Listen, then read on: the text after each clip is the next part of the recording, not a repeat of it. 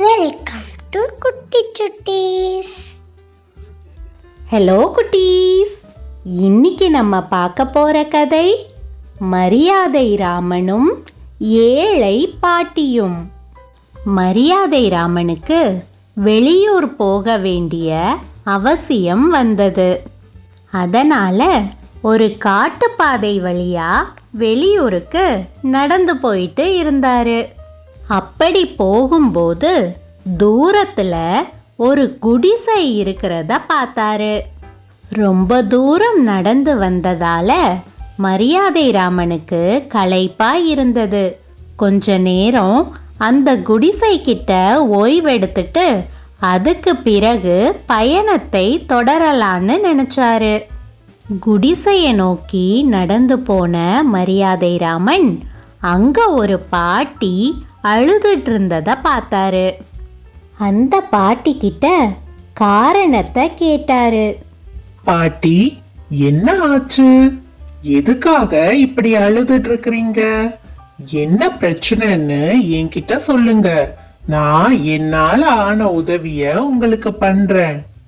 தம்பி, போன வாரம் ஒரு 4 திருடங்க இந்த வழியா வந்தாங்க.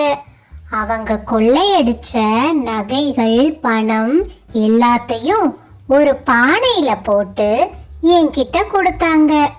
இந்த பானைய வாங்க மறுத்தாலோ இல்ல பானைய வாங்கிட்டு எங்கேயாவது தப்பிச்சு போக நினைச்சாலோ என்ன கொலை பண்ணிடுவேன்னு மிரட்டுனாங்க.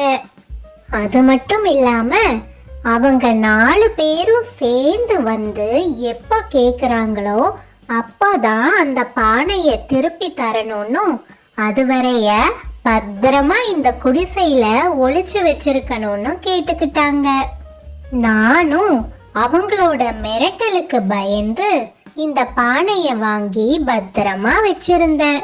அந்த 4 திருடங்களும் அடிக்கடி இந்த பக்கமா வந்து போறவங்க தான். அதோ தெரியுதே எதிர்த்தாப்புல ஒரு மரம். அந்த மர நிழல்ல தான் ஒரு நாள் 4 பேரும் படுத்து ஓய்வெடுத்துட்டு இருந்தாங்க. அந்த நேரமா அந்த பக்கமா முயல் ஒண்ணு ஓடி வந்திருக்கு. அந்த முயலை பிடிச்ச திருடங்க 4 பேரும் ஒரு பானை இருந்தா அதுல முயலை சமைச்சு சாப்பிடலாமே அப்படின்னு நினைச்சிருக்காங்க. அதனால என்கிட்ட பானை வாங்கிட்டு வர சொல்லி ஒரு திருடனை அனுப்பி வச்சாங்க. அந்த திருடன் ரொம்ப புத்திசாலி.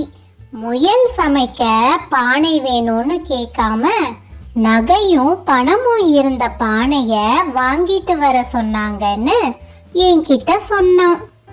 அப்போ கூட நான் 4 பேர் வந்து கேட்டாதானே கொடுக்கணும்னு சொன்னீங்க, நீ ஒருத்த மட்டும் வந்து கேக்குறியே அப்படின்னு கேட்டேன். அதே சமயம் தூரத்துல படுத்திருந்த அந்த 3 திருடங்களும் சேர்ந்து பானைய அவன் கிட்ட கொடுத்து விடுங்கன்னு சொன்னாங்க. நானும் நகை இருக்கிற பானையை தான் கொடுத்து விட சொல்றாங்க அப்படின்னு அந்த பானையை எடுத்து கொடுத்துட்டேன். வாங்கின திருடன் பானையோட எங்கேயோ ஓடிட்டான். துரத்திட்டு போன மத்த 3 திருடர்களால அவனை பிடிக்க முடியல. அதனால 3 திருடர்களும் என்கிட்ட வந்து, நாங்க முயலை சமைக்கிறதுக்காக வெறும் பானையை கேட்டா நகை இருக்கிற பானையை எதுக்கு அவன்கிட்ட கொடுத்த? இதுல எங்களோட தப்பு எதுவுமே இல்ல. நீதான் நகை பணம் எல்லாத்தையும் அவன்கிட்ட கொடுத்து அவனை தப்பிக்க வச்சுட்ட.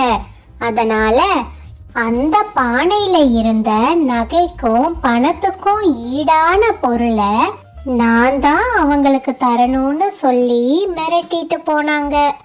இன்னைக்கு அவங்க 4 பேரும் இங்க வர்றதா சொல்லியிருக்கிறாங்க. நானே ரொம்ப ஏழை. அவ்வளவு பணத்துக்கு நான் எங்க தம்பி போறது? அந்த திருடங்க வந்தா என்ன பதில் சொல்றதுன்னு தெரியல. அதனாலதான் என் விதியை நினைச்சு இப்படி அழுதுட்டு இருக்கிறேன். ஓஹோ, இதுதான் விஷயமா? சரி சரி, நீங்க அழாதீங்க. அந்த திருடங்க வந்தா நான் பேசி சமாளிச்சுக்கிறேன் அப்படின்னு சொன்ன மரியாதை ராமன் திருடர்களுக்காக காத்துட்டு இருந்தாரு.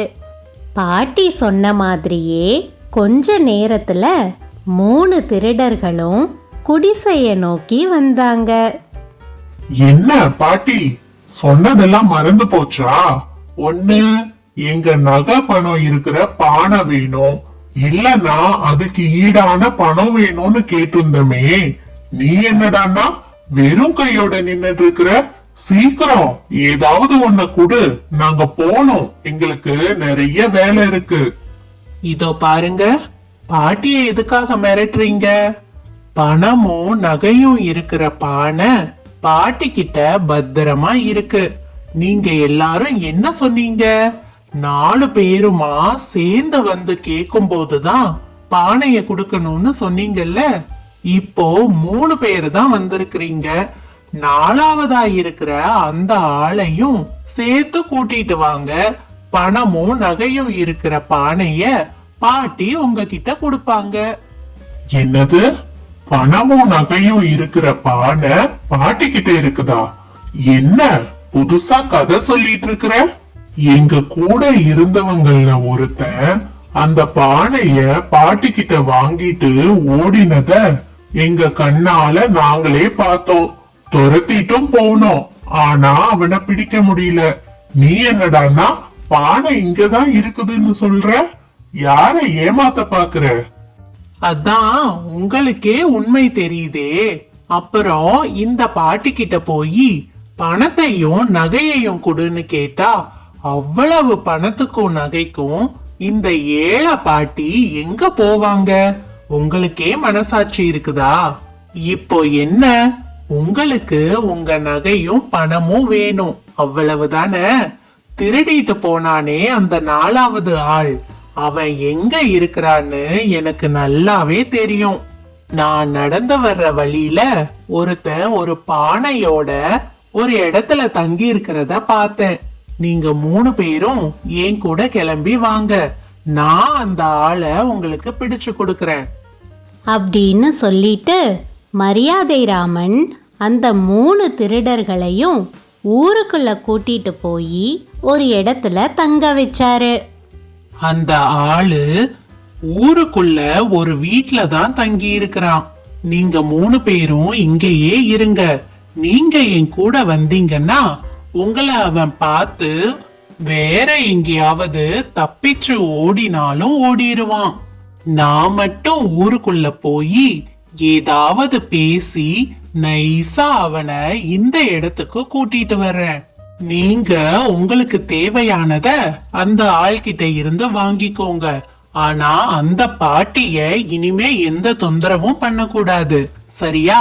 சரி, இங்கேயே காத்திருங்க, நான் போய் அந்த ஆளோட வர்றேன் அப்படின்னு சொல்லிட்டு அங்க இருந்து கிளம்பின மரியாதை ராமன் நேரா அரண்மனைக்கு போனாரு.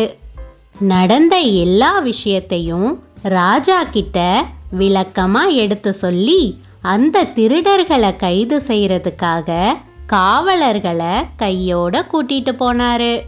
காவலாளிகளும் திருடர்களை கைது செஞ்சு சிறையில அடைச்சிட்டாங்க.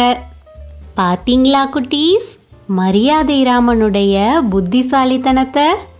இந்த கதை உங்களுக்கு பிடிச்சிருக்கும்னு நம்புறேன். இன்னொரு நாள் இன்னொரு கதையோட உங்களை வந்து சந்திக்கிறேன். Thank you for watching.